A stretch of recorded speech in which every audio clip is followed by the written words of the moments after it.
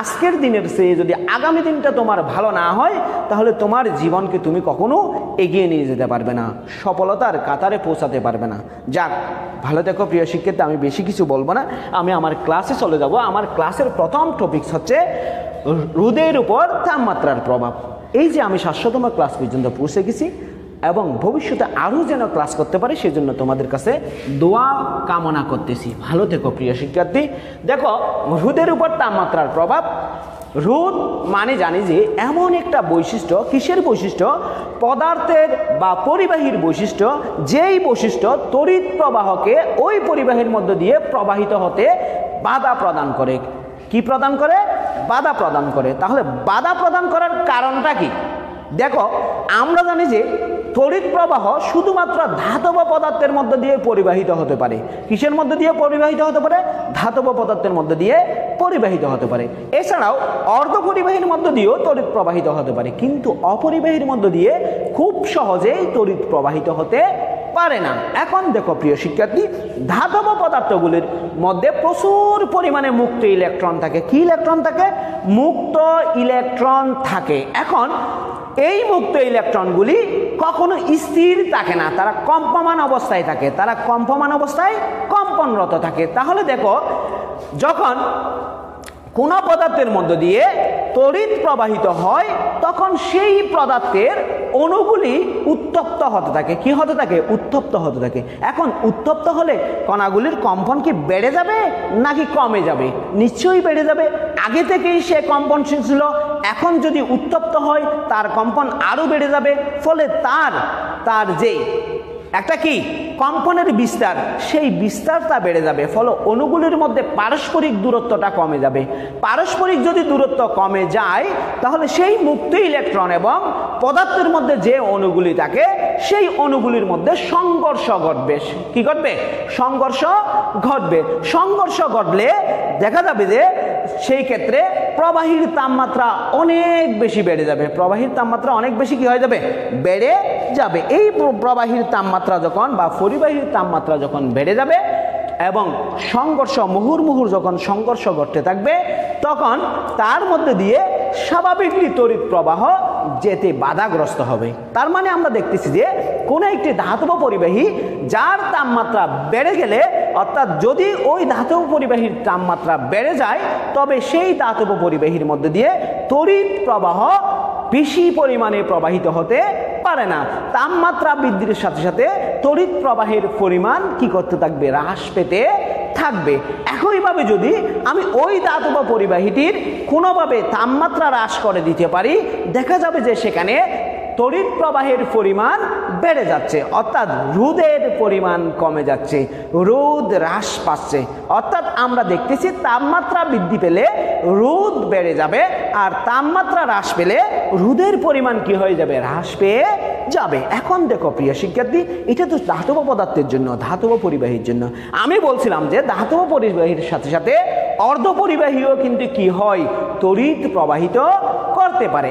কিন্তু অর্ধপরিবাহী মূলত ধাতব পরিবাহীর চাইতে একটু ব্যতিক্রম। আমরা জানি যে ধাতব পরিবাহীতে তাপমাত্রা বৃদ্ধি পেলে তার রোধকতা বেড়ে যায় বা রোধ বেড়ে যায় বা পরিবাহীটা কমে যায়। কিন্তু অর্ধপরিবাহীতে যেহেতু মুক্ত ইলেকট্রনের পরিমাণ কম থাকে, সেহেতু অর্ধপরিবাহীকে যখন উত্তপ্ত করা হয়, অর্থাৎ অর্ধপরিবাহীর তাপমাত্রা যখন বেড়ে যায় তখন ওই অর্ধপরিবাহী থেকে কিছু স্থির ইলেকট্রন, স্থির অণুপরমাণু কি হতে থাকে? কম্পিত হতে থাকে। কম্পিত হতে গেলে সেই ক্ষেত্রে দেখা যাবে যে মুক্ত ইলেকট্রনের পরিমাণ বেড়ে যাবে। অর্থাৎ আগে কম পরিমাণ মুক্ত ইলেকট্রন ছিল, এখন কম্পন উত্তপ্ত হওয়ার কারণে অণুগুলি যখন কম্পিত হচ্ছে সেখান থেকে আরো বেশি মুক্ত ইলেকট্রন নির্গত হচ্ছে। তাহলে দেখা যাচ্ছে যে তাপ প্রয়োগ করার ফলে বা তাপমাত্রা বৃদ্ধির ফলে তার মুক্ত ইলেকট্রনের পরিমাণ বেড়ে যাচ্ছে। অর্থাৎ মুক্ত ইলেকট্রনের পরিমাণ বেড়ে যাওয়া মানে কি? তড়িৎ প্রবাহের পরিমাণ বেড়ে যাওয়া। তাহলে আমরা দেখতেছি যে ধাতব পদার্থে তাপমাত্রা বৃদ্ধি পেলে যেই ক্ষেত্রে পরিবাহীর প্রবাহিতা বা পরিবাহিতা হ্রাস পাচ্ছে, ঠিক উল্টোভাবে সেমিকন্ডাক্টর বা অর্ধপরিবাহীর তাপমাত্রা বৃদ্ধি পেলে তার পরিবাহিতা বৃদ্ধি পাচ্ছে। একইভাবে সেমিকন্ডাক্টরের তাপমাত্রা যখন কি পাবে, হ্রাস পাবে, তখন তার পরিবাহিতা কমে যাবে। একটা জিনিস দেখো, যদি কোনো পরিবাহীর বা ধাতব পদার্থের রোধ হ্রাস পেতে পেতে শূন্যে চলে আসে, কোথায় চলে আসে? শূন্যে চলে আসে, অর্থাৎ রোধ একদম বেনিশ হয়ে যায়, তখন ওই পরিবাহিতা অতি পরিবাহীর মতন আচরণ করে, অতি পরিবাহীর মতন কি করে? আচরণ করে, অর্থাৎ সুপার কন্ডাক্টর হিসেবে কাজ করে। কিন্তু অর্ধ পরিবাহীর ক্ষেত্রে যখন তাপমাত্রা হ্রাস পেতে পেতে শূন্যে চলে আসে, সেই ক্ষেত্রে দেখা যাবে যে ওই অর্ধ পরিবাহীর কোনো ইলেকট্রন আর কম্পিত হতে থাকবে না, অর্থাৎ সেই অর্ধ পরিবাহীর মধ্যে দিয়ে কোনো তড়িৎ প্রবাহ হবে না, বা ওই অর্ধ পরিবাহীটা তখন অপরিবাহীর মতন আচরণ করবে। ওই অর্ধ পরিবাহীটা কিসের মতন আচরণ করবে? অপরিবাহীর মতন আচরণ করবে। এখন আমরা একটু প্রিয় শিক্ষার্থী তাপমাত্রা গুণাঙ্ক এবং থার্মিস্টার নিয়ে আলোচনা করব। তাপমাত্রা গুণাঙ্ক এবং কি নিয়ে আলোচনা করব? থার্মিস্টার। এখন দেখো, তাপমাত্রা গুণাঙ্ক ও থার্মিস্টার। দেখো, আমরা থার্মিস্টার কি জিনিস সেটা পরে পড়বো, আগে তাপমাত্রা গুণাঙ্ক নিয়ে একটু আলোচনা করব। দেখো প্রিয় শিক্ষার্থী, আমার সাথে যারা সংযুক্ত হয়েছেন, প্রিয় ফেসবুক বুদ্ধ এবং শুভাকাঙ্ক্ষী ছোট ভাই রাসেল, শিক্ষার্থী রাফসান, মোহাম্মদ আবু সালেহ, আরাফাতুর রহমান, রিদওয়ান শাহ, রাকিব আহমেদ, আলামিন, আহসান হাবিব, আশরাফ মাহমুদ, সোহেল রানা, আহাদ সায়েদ, আলমগীর স্যার, জিহাদুল ইসলাম, শিরিন হক, সালাহউদ্দিন, বাহাদুর শাহ, শরীফা খানম, তানিয়া সহ যারা আমার সাথে সংযুক্ত হয়েছে সবাইকে ধন্যবাদ জানাচ্ছি। এবং প্রিয় শিক্ষার্থীরা, তোমাদেরকে আমি অনুরোধ করব, তোমরা লিঙ্কটা তোমাদের ফেসবুক ওয়ালে শেয়ার করে দাও, যাতে অন্যরা দেখার সুযোগ পায়। তাহলে আমি এখন একটু তাপমাত্রা গুণাঙ্ক নিয়ে আলোচনা করব। দেখো প্রিয় শিক্ষার্থী, আমরা জানি যে এক একটা ধাতব পরিবাহী এক একটা ধাতু দিয়ে তৈরি, অর্থাৎ প্রত্যেকটা ধাতব পরিবাহী কিন্তু একই ধাতু দিয়ে তৈরি নয়, অর্থাৎ একই উপাদান দিয়ে তৈরি নয়। প্রত্যেকটা ধাতব পরিবাহী ভিন্ন ভিন্ন উপাদান দিয়ে তৈরি। সুতরাং যদি ভিন্ন ভিন্ন উপাদান দিয়ে তৈরি হয়, সেই ক্ষেত্রে তাদের রোধ বৃদ্ধির হারও কি হবে? ভিন্ন ভিন্ন হবে। যেমন তামার রোধ যেরকম হবে, অন্য আরেকটা ধাতুর রোধ সেরকম নাও হতে পারে, তার চেয়ে বেশি হতে পারে, তাই না? তাহলে আমরা দেখতেছি যে যেহেতু প্রত্যেকটি ধাতব পদার্থ ভিন্ন ভিন্ন উপাদান দিয়ে তৈরি, সেহেতু ওই প্রত্যেকটি ধাতব পদার্থের রোধের হারও কি হবে? ভিন্ন ভিন্ন হবে। অর্থাৎ সেই ধাতব পদার্থগুলিও তড়িৎ প্রবাহকে ভিন্ন ভিন্নভাবে বাধা প্রদান করবে। দেখো, মনে করি 0 ডিগ্রি সেন্টিগ্রেড তাপমাত্রায় কোনো পরিবাহীর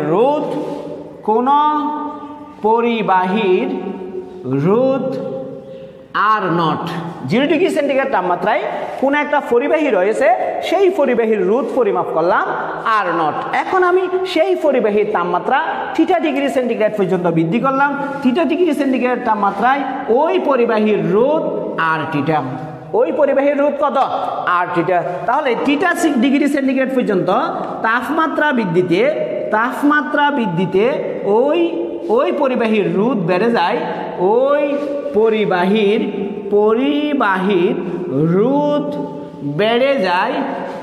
পরিবাহীর রোধ বেড়ে যায় আর থিটা মাইনাস আর নট পরিমাণ। অর্থাৎ আমরা দেখতেছি যে যেই পরিবাহীটার 0 ডিগ্রি সেন্টিগ্রেড তাপমাত্রায় রোধ আর নট ছিল, একই পরিবাহীর তাপমাত্রা যখন আমি থিটা ডিগ্রি সেন্টিগ্রেড তাপমাত্রায় উন্নীত করছি, তখন ওই পরিবাহীর রোধ বেড়ে গিয়ে আর থিটা হয়ে গেছে, এবং ওই থিটা ডিগ্রি সেন্টিগ্রেড তাপমাত্রা বৃদ্ধির জন্য টোটাল রোধের বৃদ্ধি হবে R theta minus R naught. R theta minus কি নট? R naught. এটা কিসের জন্য বৃদ্ধি পেয়েছে? থিটা ডিগ্রি সেন্টিগ্রেড তাপমাত্রা বৃদ্ধির জন্য বৃদ্ধি পাইছে। এখন দেখো প্রিয় শিক্ষার্থী, যদি কোনো একটি পরিবাহীর তাপমাত্রা 0 ডিগ্রি সেন্টিগ্রেড হতে, কোনো একটি পরিবাহীর তাপমাত্রা 0 ডিগ্রি সেন্টিগ্রেড হতে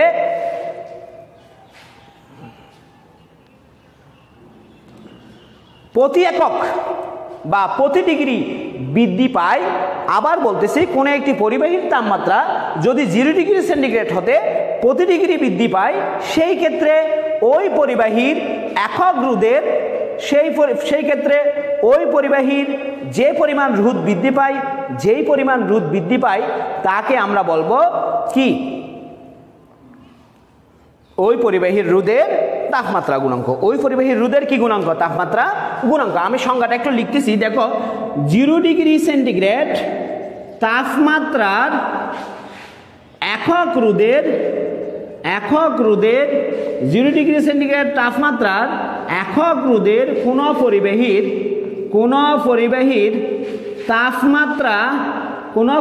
তাপমাত্রা প্রতি ডিগ্রি সেন্টিগ্রেড বৃদ্ধির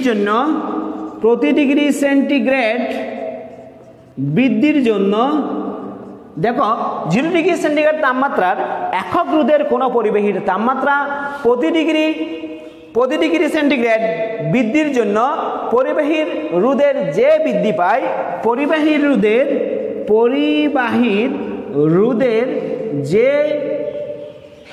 যে পরিমাণ বৃদ্ধি পায় তাকে ওই পরিবাহীর রোধের তাপমাত্রা গুণাঙ্ক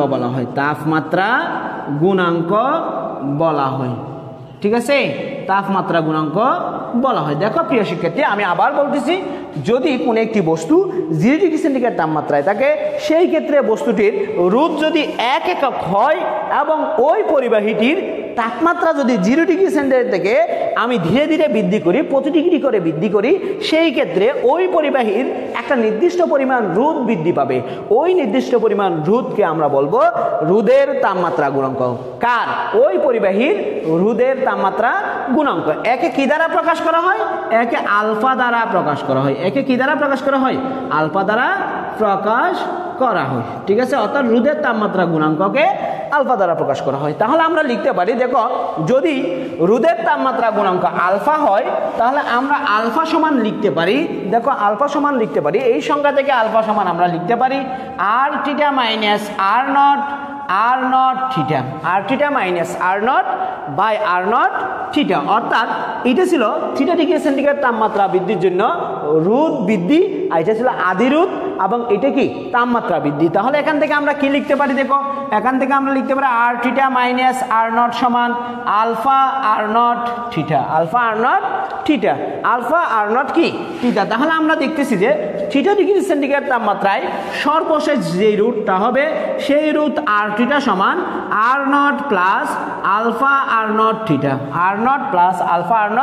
থিটা, বা আমি এখান থেকে লিখতে পারি r থিটা ইকুয়াল, এখানে r নটটা যদি আমি কমন নিই তাহলে 1 প্লাস আলফা থিটা। এটাই হচ্ছে থিটা ডিগ্রি সেন্টিগ্রেড তাপমাত্রায় যে রুট পাওয়া যাবে সেই রোধের সমীকরণ। সমীকরণ। দেখো প্রিয় শিক্ষার্থী, এখান থেকে আমি তাপমাত্রা গুণাঙ্কের একক বের করতে পারি। দেখো এখান থেকে যদি আমি তাপমাত্রা গুণাঙ্কের একক বের করি, তাহলে আমরা দেখবো যে r theta minus r not, এটা হচ্ছে রোধের পার্থক্য। তাহলে রোধের একক হবে ওহম, আর নিচে যে রোধটা আছে সেই রোধের একক ওহম। থিটা এর একক কেলভিন বা কি সেলসিয়াস, অর্থাৎ যে কোনো একটা হবে আর কি। যদি কেলভিন বা সেলসিয়াস হয়, সেই ক্ষেত্রে আমরা পাবো এটা চলে গেলে তাহলে ফার কেলভিন অথবা ফার সেলসিয়াস অথবা কি ফার কেলভিন। তাহলে আমরা দেখতেছি যে রোধের তাপমাত্রা গুণাঙ্কের একক হবে ফার সেলসিয়াস বা ফার কেলভিন, ফার কেলভিন। এখন দেখো প্রিয় শিক্ষার্থী, তাপমাত্রা বৃদ্ধির সাথে সাথে পরিবাহীর রোধ বৃদ্ধির ধর্মকে কাজে লাগিয়ে, তাপমাত্রা বৃদ্ধির সাথে সাথে পরিবাহীর রোধ বৃদ্ধির ধর্মকে কাজে লাগিয়ে প্লাটিনাম রোধ থার্মোমিটার তৈরি করা হয়। কি রোধ থার্মোমিটার? প্লাটিনাম রোধ থার্মোমিটার। এই প্লাটিনাম রোধ থার্মোমিটার দিয়ে 3000 ডিগ্রি সেন্টিগ্রেড তাপমাত্রায় পর্যন্ত কি করা হয়? রোধ পরিমাপ করা যায়।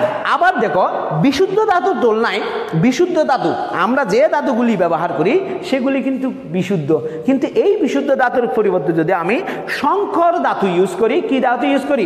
সংকর ধাতু ইউজ করি, সেই ক্ষেত্রে দেখা যাবে যে সংকর ধাতুর উষ্ণতা সহগ বা তাপমাত্রা গুণাঙ্ক কম হওয়ায় উষ্ণতা সহগ বা তাপমাত্রা গুণাঙ্ক সংকর ধাতুর ক্ষেত্রে বিশুদ্ধ ধাতুর চেয়ে কম। তাই আমরা রোধ বক্স রুট বক্স তোমরা তো চিনো অবশ্যই রুট বক্স, যারা ইন্টারমিডিয়েটে পড়ো সেকেন্ড ইয়ারে তোমরা অবশ্যই রুট বক্স নিয়ে কি করছো, প্র্যাকটিক্যাল করছো। তাহলে রুট বক্স, শান্টও চিনো, অর্থাৎ যখন কোনো বর্তনীতে তড়িৎ প্রবাহের পরিমাণ বেড়ে যায় তাহলে ওই বর্তনীকে নষ্টের হাত থেকে রক্ষা করার জন্য ক্ষুদ্র বা নিম্নমানের রোধ বিকল্প পথ হিসেবে কি করা হয়, ব্যবহার করা হয়। তাহলে এই রুট বক্স বা শান্ট তৈরি করার জন্য বিশুদ্ধ ধাতুর পরিবর্তে কি ধাতু ব্যবহার করা হয়, সংকর ধাতু ব্যবহার করা হয়। আশা করি প্রিয় শিক্ষার্থী তোমরা তাপমাত্রা গুণাঙ্ক কি জিনিস এবং রোধের উপর তাপমাত্রার প্রভাব আশা করি বুঝতে পারছো। এখন আমি একটু থার্মিস্টার নিয়ে আলোচনা করব। কি নিয়ে আলোচনা করব? থার্মিস্টার নিয়ে। দেখো প্রিয় শিক্ষার্থী, থার্মিস্টার কি জিনিস? দেখো আমরা জানি যে অর্ধপরিবাহী পদার্থের মধ্য দিয়ে যখন তাপমাত্রা বৃদ্ধি পায় তখন রোধ হ্রাস পায়। রোধ কি পায়?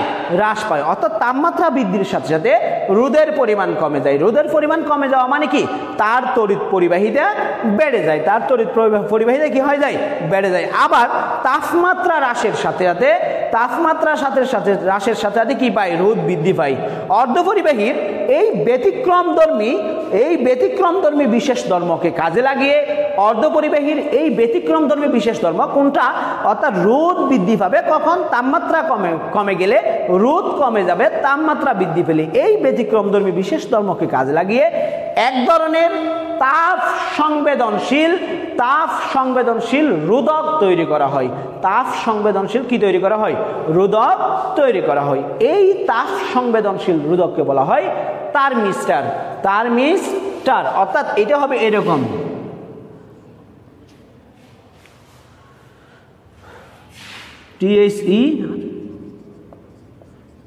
থার্মিস্টার। বুঝা গেছে?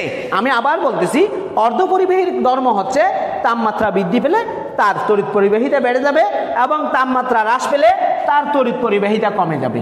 এই যে ব্যতিক্রমধর্মী একটা ধর্ম, সেই ব্যতিক্রমধর্মী ধর্মকে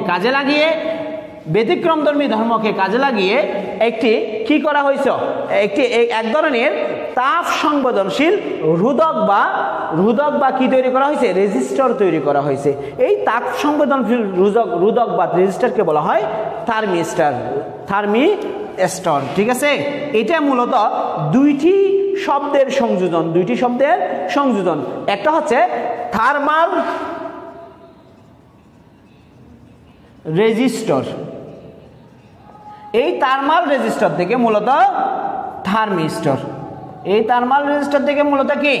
থার্মিস্টর। অর্থাৎ থার্মাল রেজিস্টরের সংক্ষেপ হচ্ছে থার্মিস্টর। আমি আবার বলতেছি, ওই যে সংবেদনশীল একটি রোধক কোন ধর্ম কাজে লাগিয়ে তৈরি করা হয়েছে?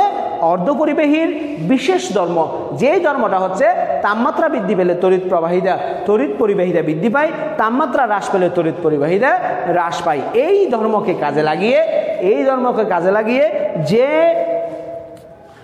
একটি ডিভাইস বা সংবেদনশীল রোধক তৈরি করছে, সেই ডিভাইস বা সংবেদনশীল রোধককে বলা হয় থার্মিস্টার। এখন দেখো প্রিয় শিক্ষার্থী, আমি নতুন আরেকটা টপিকস নিয়ে আলোচনা করব, সেটা হচ্ছে তড়িৎ কোষ। তোমরা ষষ্ঠ শ্রেণী থেকে তড়িৎ কোষ কি জিনিস সেটা জানো, ঠিক আছে? আমি তারপরও একটু করে আলোচনা করব তড়িৎ কোষ নিয়ে। আমি কি করব? একটু আলোচনা করব তড়িৎ কোষ বা ইলেকট্রিক সেল। দেখো প্রিয় শিক্ষার্থী, যে যন্ত্রের সাহায্যে রাসায়নিক শক্তিকে বিদ্যুৎ শক্তিতে রূপান্তরিত করা যায়, বা যে যন্ত্রের সাহায্যে রাসায়নিক শক্তি হতে তড়িৎ শক্তি উৎপন্ন করা হয় এবং তড়িৎ শক্তি উৎপন্ন করে কোনো একটি ডিভাইসে বা বর্তনীতে তড়িৎ প্রবাহ বজায় রাখা হয়, সেই বর্তনীকে আমরা বলবো কোষ, বা সেই যন্ত্রটাকে আমরা কি বলবো? কোষ বলবো বা তড়িৎ কোষ বলবো। দেখো প্রিয় শিক্ষার্থী, আমি আবার বলতেছি, এমন একটি যন্ত্র যেই যন্ত্রের সাহায্যে কোনো রাসায়নিক শক্তি হতে তড়িৎ শক্তি উৎপন্ন করে কোনো একটি বর্তনীতে যদি তড়িৎ প্রবাহ কি করে রাখা হয়? চলমান রাখা যায় বা বজায় রাখা যায়, তখন সেই যন্ত্রটাকে আমরা বলবো তড়িৎ কোষ। দেখো প্রিয় শিক্ষার্থী, এই যে আমি তোমাদের সামনে অনলাইন ক্লাস করতেছি, তড়িৎ ছাড়া কিন্তু অনলাইন ক্লাস সম্ভব হচ্ছে না। এই যে আমি মোবাইল দিয়ে অনলাইন ভিডিও করতেছি, মোবাইলে অবশ্যই চার্জ দরকার হচ্ছে, কারেন্টের দরকার হচ্ছে। এই যে আমি মাইক্রোফোন, এই যে আমি একটা ইউজ করতেছি, এটাতেও কিন্তু কি লাগতেছে, ব্যাটারি আছে এবং কারেন্ট বা চার্জের দরকার হচ্ছে। তার মানে দেখতেছি যে প্রিয় শিক্ষার্থী, এই চার্জগুলি আসার জন্য যদি আমি কোনো যন্ত্র দিয়ে রাসায়নিক শক্তিকে তড়িৎ শক্তিতে রূপান্তরিত করি, তখন সেই যন্ত্রটাকে আমরা বলবো কোষ। যেমন মনে করো আমাদের বাড়িতে রেডিও আমরা ব্যবহার করি, টেলিভিশন আমরা দেখি, এবং আমাদের বাড়িতে প্রত্যেকের কারো না কারো ক্যামেরা আছে, টর্চ লাইট আছে, এবং ক্যাসেট প্লেয়ার আছে বা রিমোট প্লেয়ার আছে, দেয়াল ঘড়ি আছে। আমরা সেই যন্ত্রগুলি সবগুলিতেই কিন্তু কি করি, ব্যাটারি ইউজ করি। সেই ব্যাটারিগুলি কিন্তু রাসায়নিক শক্তিকে কিসে রূপান্তর করে, তড়িৎ শক্তিতে রূপান্তর করে। রাসায়নিক শক্তিকে কিন্তু কিসে রূপান্তর করে, তড়িৎ শক্তিতে রূপান্তর করে। মনে রাখবা, প্রত্যেকটি কোষে অবশ্যই একটি কি থাকতে পারে, অভ্যন্তরীণ রোধ থাকতে পারে। সেই রোধটা কি করবে, ওই কোষের মধ্য দিয়ে তড়িৎ প্রবাহকে বাধা প্রদান করার চেষ্টা করবে। অভ্যন্তরীণ রোধ প্রতিটি তড়িৎ উৎসে একটি সাধারণ বৈশিষ্ট্য হিসেবে কাজ করবে। কারণ আমরা জানি যে রোধ ছাড়া কোনো ডিভাইস হতে পারে না। কারণ রোধ ছাড়া কোনো ডিভাইস হলে সেটা অতি পরিবাহী হয়ে যাবে। কি হয়ে যাবে, অতি পরিবাহী হয়ে যাবে। এখন প্রিয় শিক্ষার্থী, আমি তোমাদের সামনে একটু তড়িৎ বর্তনী নিয়ে আলোচনা করব। তড়িৎ বর্তনী, দেখো আমি বিস্তারিত আলোচনা করব না, যেহেতু এগুলি তোমরা ষষ্ঠ শ্রেণী থেকে তোমরা জানো, সেই জন্য আমি হালকা করে একটু আলোচনা করব। দেখো, তড়িৎ বর্তনী মানে কি হচ্ছে, কোন একটি পথ, যেই পথ দিয়ে তড়িৎ প্রবাহ চলতে পারে, অর্থাৎ কোন একটা অবস্থান থেকে তড়িৎ প্রবাহ চালনা শুরু করে পুরো পথ ঘুরে যদি আগের অবস্থানে ফেরত আসতে পারে, তখন সেটাকে আমরা বলবো তড়িৎ বর্তনী। তাহলে তড়িৎ বর্তনী কি জিনিস, দেখো খুশ সমেত কোন একটি চার্জ যদি বর্তনীর সম্পূর্ণ পথ ঘুরে আবার পূর্বের অবস্থানে চলে আসতে পারে। আবার বলতে পারছি, খুশ সমেত কোন একটি চার্জ বর্তনীর পুরো পথ অতিক্রম করে যদি পূর্বের অবস্থানে চলে আসে, তখন সেটাকে আমরা বলবো তড়িৎ বর্তনী। তখন সেটাকে আমরা কি বলবো, তড়িৎ বর্তনী। তড়িৎ বর্তনী অনেকগুলি ডিভাইস নিয়ে তৈরি হতে পারে। আমি তার সেখান থেকে কয়েকটি ডিভাইস আমি তোমাদের সামনে আলোচনা করব। যদি এরকম কোনো চিহ্ন থাকে কোন একটি বর্তনীতে, তখন সেটাকে মনে করবা তড়িৎ কোষ। তখন সেটাকে মনে করবা কিসের চিহ্ন, তড়িৎ কোষের চিহ্ন। এটার নাম কি, তড়িৎ কোষ। বুঝে গেছে? এটার সামনে বা পিছনে এই যে একটা প্রান্ত লম্বা থাকবে, আরেকটা প্রান্ত ছোট থাকবে, এবং পজিটিভ নেগেটিভ লেখা থাকবে। এরপরে তুমি যদি অনেকগুলি এরকম দেখো, একসাথে অনেকগুলি পজিটিভ নেগেটিভ থাকে, তাহলে তুমি দেখবা যে, যেমন এই যে এখানে আমি কয়টা দিছি, দেখো 1টা 2টা 3টা, এটা আর তখন কোষ থাকবে না, এটা তখন কি হয়ে যাবে, ব্যাটারি হয়ে যাবে। এটা তখন ব্যাটারি হয়ে যাবে। ঠিক আছে? এরপরে আছে প্রিয় শিক্ষার্থী, দেখো যদি কোন একটি তার কোন এক জায়গায় ঠিক এইভাবেই আছে, তখন সেটা হচ্ছে সংযোগহীন তার। এটা কি তার, সংযোগহীন তার বা পরিবাহী তার আমরা বলবো। আবার যদি মনে করো কোন একটি তারে এরকম চিহ্ন থাকে বা এরকম চিহ্ন থাকে, তখন এগুলিকে সংযোগ তার বলবো। কি তার বলবো, সংযোগ তার বা সংযুক্ত তার বলবো। এখন দেখো প্রিয় শিক্ষার্থী, যদি তারটা এরকম থাকে, দেখো একটার উপর দিয়ে গুল করে এরকম চলে যাবে, তখন সেটাকে বলবো সংযোগহীন তার। কি তার, সংযোগহীন তার। প্রিয় শিক্ষার্থী, এগুলি যদি তোমরা দেখে রাখো, তাহলে পরবর্তীতে তোমরা যদি কোনো একটি যন্ত্রের মাদারবোর্ডে যখন তুমি কাজ করবা, তখন তুমি এগুলি দেখলেই সেখানে বুঝতে পারবে যে কোনটা কি জিনিস। এরপরে দেখো প্রিয় শিক্ষার্থী, যদি কোনো জায়গায় এরকম করে লাগানো থাকে বা এরকম করে যদি কি থাকে, কোনো চিহ্ন থাকে, তখন সেটাকে মনে করবা চাবি চিহ্ন। তো যেমন আমরা সুইচ অন করলে ফ্যান ঘুরে, পাখা ঘুরে, সুইচ অন করলে লাইট জ্বলে, সুইচ অন করলে টিভি অন হয়। যেই সুইচটা, সেই সুইচ মানে হচ্ছে যে যদি কোনো কিছুতে এরকম চিহ্ন বা এরকম চিহ্ন থাকে, তখন সেটাকে মনে করে নেবা সেটা মানে কি, সুইচ। আর যদি কোনো একটা জায়গায় ঠিক এরকম করে থাকে বা ঠিক এইভাবে থাকে, তখন এটাকে মনে করবা রোধ। এটাকে কি মনে করবা, রোধ। এটাকে কি মনে করবা, রোধ মনে করবা। যদি এইভাবে থাকে, দেখো যদি এইভাবে থাকে, দেখো ঠিক এইভাবে, বা দেখো যদি এভাবে, আমি কয়টা দিলাম, 2টা চিত্র আঁকলাম।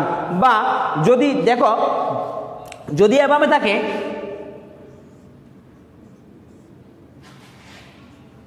ঠিক আছে, যদি এইভাবে বা এইভাবে বা এভাবে যদি থাকে তখন সেটাকে আমরা বলবো পরিবর্তনশীল রুট। পরিবর্তনশীল রুট, এই চিত্রগুলির নাম কি? পরিবর্তনশীল রুট। অর্থাৎ কোনো ডিভাইসে যদি এই তিনটা চিত্রের কোনো একটি চিত্র থাকে তাহলে আমরা সেটাকে মনে করে নেব সেটা কি রুট? পরিবর্তনশীল রুট। সেটা কি রুট? পরিবর্তনশীল রুট হিসেবে আমরা সেটাকে চিহ্নিত করে নেব, অর্থাৎ মনে করে নেব। এরপরে দেখো, যদি কোনো জায়গায় ঠিক এরকম দুইটা সরলরেখা থাকে, এরকম দুইটা সরলরেখা থাকে, তাহলে আমরা এটাকে বলবো ডিসি প্রবাহ। এটাকে আমরা কি প্রবাহ বলবো? ডিসি প্রবাহ। যদি কোনো জায়গায় ঠিক এরকম থাকবে, যদি এরকম থাকে,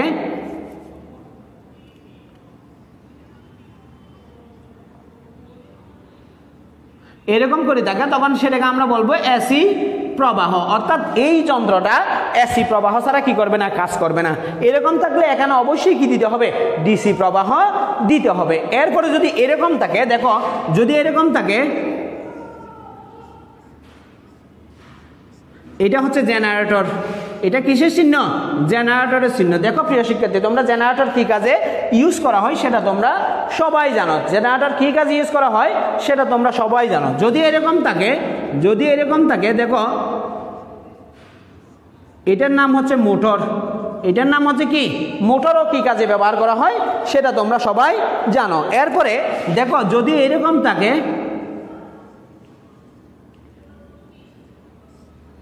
দেখো এটা হচ্ছে ইন্ডাক্টর বা আবেশক। ইন্ডাক্টর বা কিসের চিহ্ন? আবেশকের চিহ্ন। ইন্ডাক্টর বা কিসের চিহ্ন?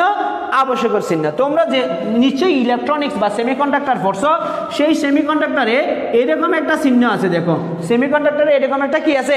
চিহ্ন আছে। এটার এদিকে নেগেটিভ চিহ্ন, এদিকে কি চিহ্ন? পজিটিভ চিহ্ন।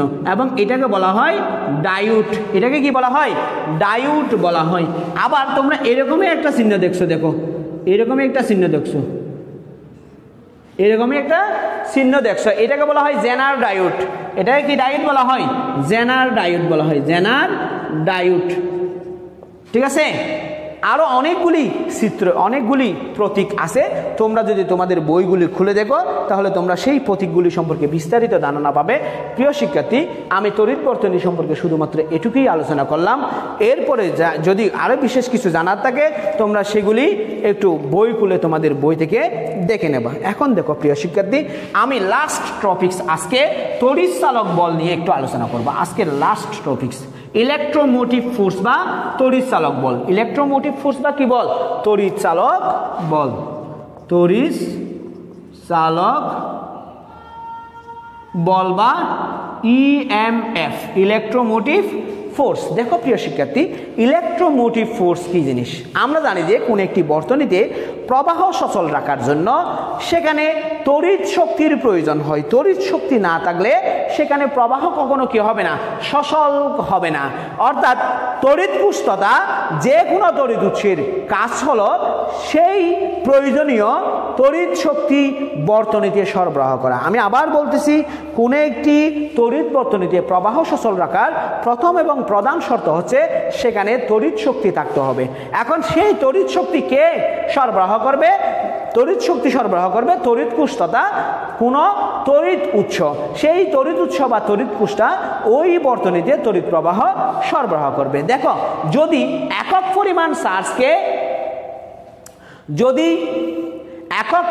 চার্জকে খুচসহ কোন বর্তনীর এক বিন্দুতে একক পরিমাণ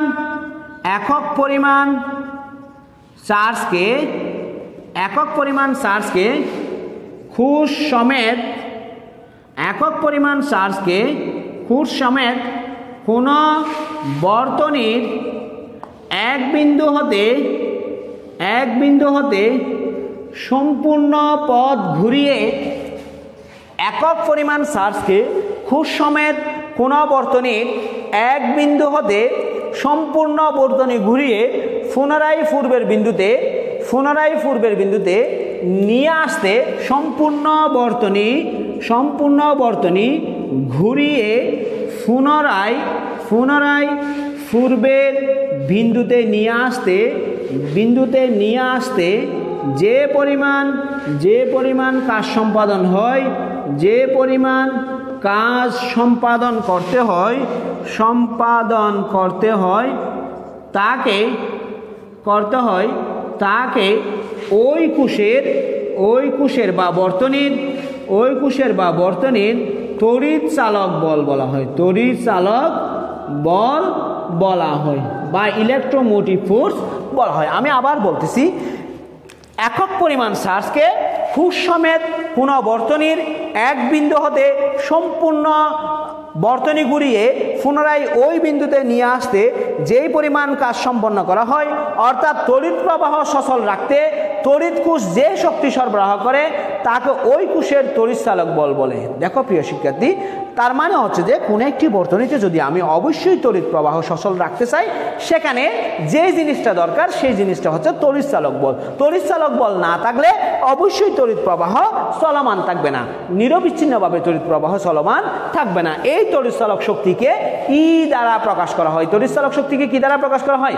ই দ্বারা প্রকাশ করা হয়। এখন দেখো, যদি কিউ পরিমাণ চার্জকে পুরো বর্তনী ঘুরিয়ে পূর্বের অবস্থানে আনতে ডাব্লিউ পরিমাণ কাজ করতে হয়, সেই ক্ষেত্রে একক পরিমাণ চার্জকে পুরো বর্তনী ঘুরিয়ে পূর্বের অবস্থানে আনতে W/Q পরিমাণ কাজ করতে হবে। W/Q পরিমাণ কি করতে হবে? কাজ করতে হবে। তাহলে তড়িৎ চালক বল E সমান হবে W/Q। W/Q, এই W/Q কিন্তু আমরা আরেকটা জিনিসও দেখছিলাম, সেটা হচ্ছে বিভব পার্থক্য B সমান W/Q। বিভব পার্থক্য B সমান কি? W/Q। তার মানে আমরা দেখতেছি যে তড়িৎ চালক বল আর বিভব পার্থক্য প্রায় সেম, তাই না? তড়িৎ চালক বল আর বিভব পার্থক্য সেম, কিন্তু শর্ত আছে। তড়িৎ চালক বল হচ্ছে পুরো বর্তনীর জন্য যেই বল, সেটা হচ্ছে তড়িৎ চালক বল। আর বিভব পার্থক্য হচ্ছে ওই বর্তনীর অসংখ্য অংশের মধ্যে একটা অংশের দুই প্রান্তের বিভব পার্থক্য। ওই বর্তনীর অসংখ্য অংশের মধ্যে একটা অংশের কয় প্রান্তের বিভব পার্থক্য? দুই প্রান্তের বিভব পার্থক্য। তার মানে বিভব পার্থক্য হচ্ছে তড়িৎ চালক বলের মাত্র একটি অংশ বা একটি অংশ মাত্র। প্রিয় শিক্ষার্থী, আজকের এই 700তম অনলাইন ক্লাসে তোমরা শেষ পর্যন্ত সংযুক্ত থেকেছো বিদায়। তোমাদেরকে অন্তরের অন্তঃস্থল থেকে ধন্যবাদ জানাচ্ছি, এবং আমার যে সমস্ত শুভাকাঙ্ক্ষী আমার সাথে সংযুক্ত থেকে আমাকে উৎসাহ অনুপ্রেরণা জুগিয়েছেন, আপনাদেরকেও ধন্যবাদ জানাচ্ছি।